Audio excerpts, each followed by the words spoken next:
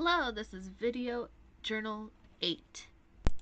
The mathematical ideas that were recently discussed was under probability, specifically experimental probability and theoretical probability.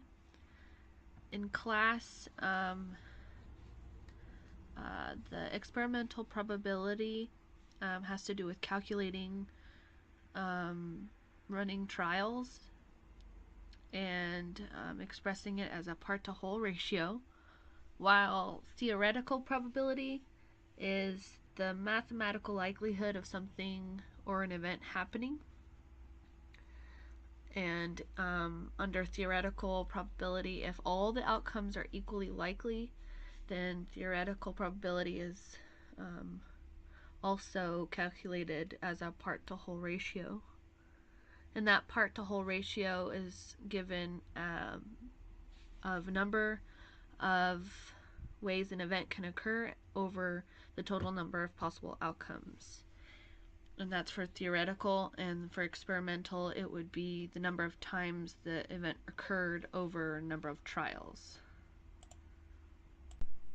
From my understanding, I had no clue that probability had been categorized into two separate topics of theoretical versus experimental.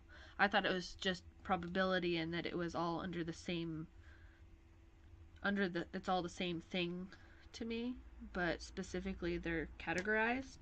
So I'm having a hard time just automatically distinguishing between the two.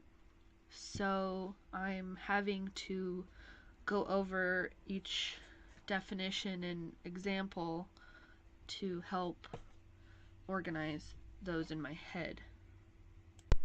So here's a picture I found finding theoretical probability.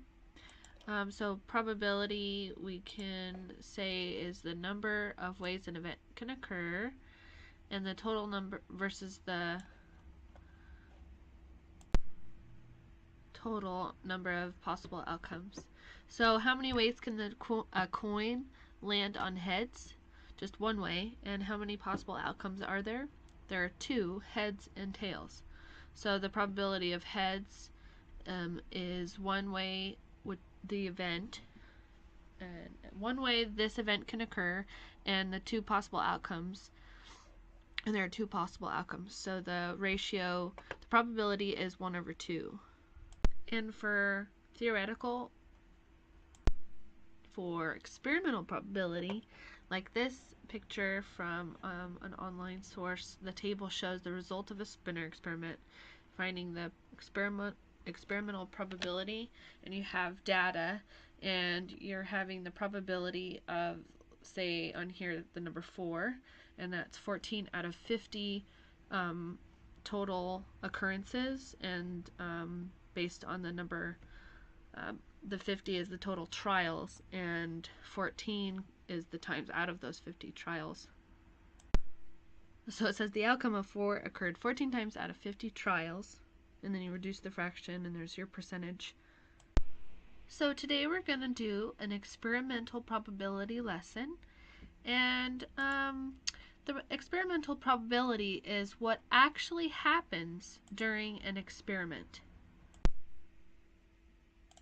The theoretical probability and experimental probability may or may not be the same, but and the number of times an experiment is conducted, as the number of times an experiment is conducted increases, the theoretical and experimental probability should become closer in value. So if we have two dice that were rolled 100 times, and a sum of 9 is rolled 15 times, what is our experimental probability? So the sum of 9 rolled is 15 times, and our total rolls are 100. We can write this as 15 over 100, and that reduces to 3 over 20, which can also be written as 15%.